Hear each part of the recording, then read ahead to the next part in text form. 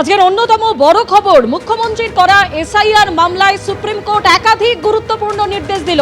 তার মধ্যে অন্যতম রাজ্যের দেওয়া ৮৫০৫ জনের যে অফিসারের তালিকা দেওয়া হয়েছে, তারা যাতে আগামীকাল বিকেল ৫টার মধ্যে নির্বাচন কমিশনে যোগ দিতে পারেন তা সুনিশ্চিত করতে হবে।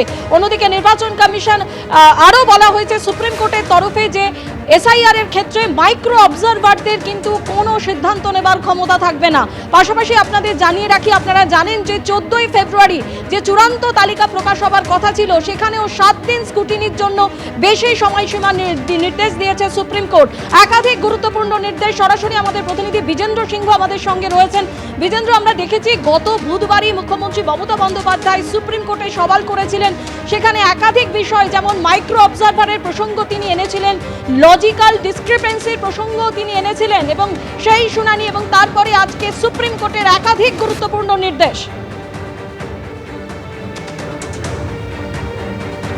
দেখো, আজকে যদি দুটো খুবই ইম্পর্টেন্ট গুরুত্বপূর্ণ হিয়ারিংয়ের মধ্যে উঠে এলো, সেটা হলো প্রথম লজিক্যাল ডিসক্রিপেন্সি, যাদেরকে প্রায় 1.5 কোটি বলা হচ্ছিল, যাদেরকে নোটিশ পাঠানো হচ্ছে, তার মধ্যে 70 লাখ এরম নাম ছিল যাদের নামের ব্যানার্জি বন্দ্যোপাধ্যায় হয়ে গেছে, রে রায় হয়ে গেছে, বা দত্ত দত্তা হয়ে গেছে। এই ধরনের লজিক্যাল ডিসক্রিপেন্সিস ছিল, যেখানে 70 লাখ থেকে বেশি লোকের কাছে নোটিশ গেছে। এই প্রশ্ন উঠেছিল গতবার হিয়ারিংয়ে।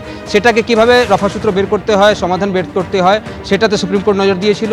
দ্বিতীয় প্রশ্ন ছিল, যখন গতবার মুখ্যমন্ত্রী এসেছিলেন, তিনি মাইক্রো অবজারভার 8000 অ্যাপয়েন্ট করা হয়েছে অন্য রাজ্য থেকে, সেটা নিয়ে প্রশ্ন তুলেছিলেন। এই দুটি প্রশ্নেরই জবাব বলা যেতে পারে আজকে সুপ্রিম কোর্ট খুঁজে দিয়েছে। প্রথম প্রশ্ন, যে লজিক্যাল ডিসক্রিপেন্সিগুলোর যে নামগুলোর বানান নিয়ে যেখানে রয়েছে, সেক্ষেত্রে সুপ্রিম কোর্ট বলেছিল কি যদি বাংলাতে দক্ষ এরম অফিসার রাজ্য সরকার পাঠায়, সেক্ষেত্রে তাদেরকে ব্যবহার করবে ইলেকশন কমিশন। আজকেও ইলেকশন কমিশন বলে কি তারা 5 বার চিঠি লিখেছিলেন রাজ্য সরকারকে এফিসিয়েন্ট অফিসারদেরকে দেওয়ার জন্য, তারা সেই অফিসার দেননি।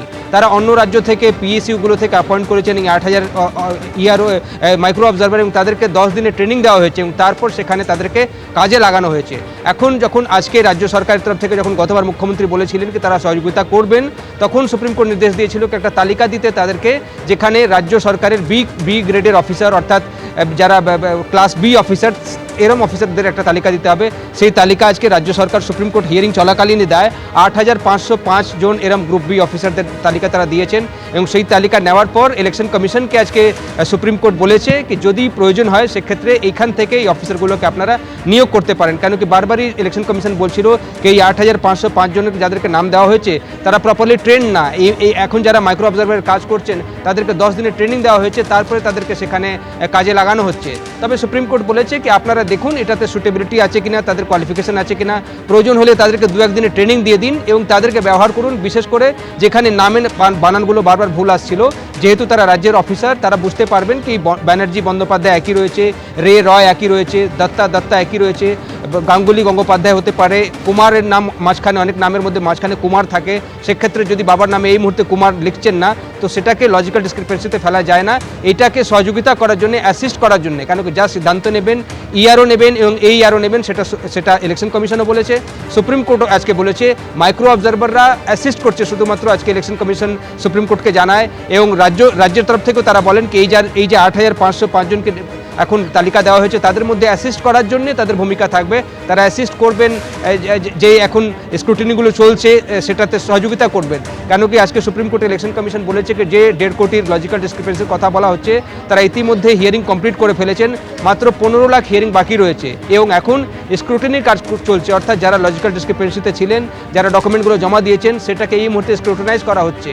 তখন শ্যাম দেওয়ান ইলেকশন কমিশনের তরফ থেকে বলেন কি 14ই ফেব্রুয়ারি লাস্ট ডেট রয়েছে, তারা ফাইনাল ড্রাফট রিলিজ করে দেবেন, তারপর ইলেকশন অ্যানাউন্স হয়ে যাবে, সেক্ষেত্রে তাদের কাছে কিছু করার সুযোগ থাকবে না, এই ডেটকে এক্সটেন্ড করা হোক, তাদের তরফ থেকে অনুরোধ ছিল।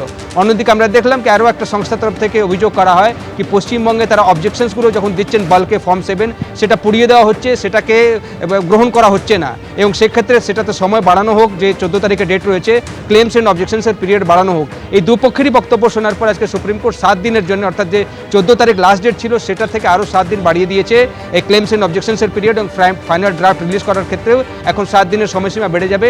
এটা সুপ্রিম কোর্ট আজকে অর্ডার দিয়েছে। দ্বিতীয় প্রশ্ন হলো আইন শৃঙ্খলা হচ্ছে, যেটা আজকে সুপ্রিম কোর্টে ইলেকশন কমিশন অভিযোগ করে কিছু অফিসারদের। তোমার কাছে আসবো, তুমি আমাদের সঙ্গে থাকো। তৃণমূল সাংসদ আইনজীবী কল্যাণ বন্দ্যোপাধ্যায় কি বলছেন শোনাবো। এই যে 8500 অফিসারের নাম গ্রেড বি অফিসার্স, যে নাম আমরা দিয়েছিলাম, মানে রাজ্য সরকার দিয়েছিল, সেই ৮৫০০ জন অফিসারকে মাইক্রো অবজারভার হিসেবে ব্যবহার করার জন্য কাল বিকেল ৫টার মধ্যে সবাইকে ইআরওর কাছে রিপোর্ট করতে হবে এবং ইআরওর কাছে রিপোর্ট করার পর ইলেকশন কমিশন তাদের যে ডিটেলস মানে দেবে বায়োডাটা সেটা দেখে ডিসাইড করে নেবে কাদেরকে অ্যাপয়েন্টমেন্ট করবে কি করবে না। এই যে এন্টায়ার প্রসেসে ERO is the final authority to take decision, মানে ইআরও ডিসিশনের ওপর কোনো মাইক্রো অবজারভার বা কোনো অবজারভার যদি পেন্ডিং রেখে দেয় সেটা চলবে না। এবং এই যে মাইক্রো অবজারভাররা অ্যাপয়েন্টমেন্ট হবে তারা সমস্ত ডকুমেন্টসগুলো দেখবে এবং আগে যে হিয়ারিং হয়েছে সেই হিয়ারিংয়েও সব ডকুমেন্টসগুলো দেখবে। Decision only will be taken by the ERO, not by any other person. এবং আগে যে ডকুমেন্টগুলো বলেছিল যে ১৩টা ডকুমেন্ট প্লাস এলো অ্যাডমিট কার্ড, এই ১৪টা ডকুমেন্ট, এই ১৪টা ডকুমেন্টের মধ্যে একটা ডকুমেন্ট থাকলে সেই ডকুমেন্টকে অনুযায়ী তাদের নাম ক্লিয়ার করতে হবে। এই যে হিয়ারিংটা এখন আরও ৭ দিন বাড়িয়ে দেওয়া হলো, যারা অবজেকশন দিয়েছে সেই অবজেকশনগুলোকেও গ্রহণ করতে হবে। শিবখান তিনদার তিনজন মল্লার চৌপর দিনভর দেয় দূরপাল্লা। সত্যেন্দ্রনাথ দত্তের কবিতায় গতির অনুভব আমরা এভাবেই করেছি, কিন্তু জেনজিরা আরো দ্রুত গতিতে এগিয়ে যাচ্ছে। যাদবপুর বিশ্ববিদ্যালয়ের ইঞ্জিনিয়ারিং বিভাগের পড়ুয়াদের তৈরি ইলেকট্রিক রেসিং কার গত বছর জাতীয় স্তরে ইলেকট্রিক রেসিং কার প্রতিযোগিতায় সাফল্য অর্জন করেছে। পরবর্তী গতির লক্ষ্যে তারা আরো এগিয়ে চলেছে। আমিও আজ যাদবপুর বিধানসভা কেন্দ্রের নানান প্রান্তে ছুটে বেড়াবো জানার জন্য নির্বাচনের আগে জেনজিরা কি ভাবছে।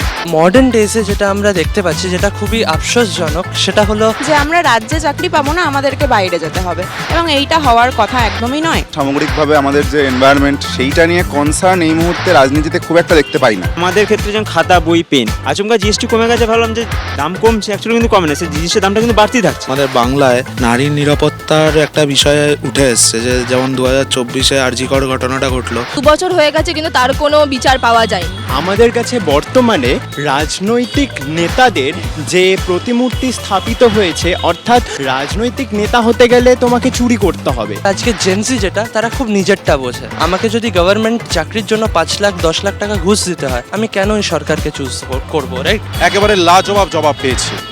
আরও বিভিন্ন জায়গায় জেনজিদের আমরা মুখোমুখি হতে যাব, আপনারাও দেখতে থাকুন জেনজিরা কি বলছে। চোখ রাখুন এবিপি আনন্দে। এবিপি আনন্দ, এগিয়ে থাকে, এগিয়ে রাখে।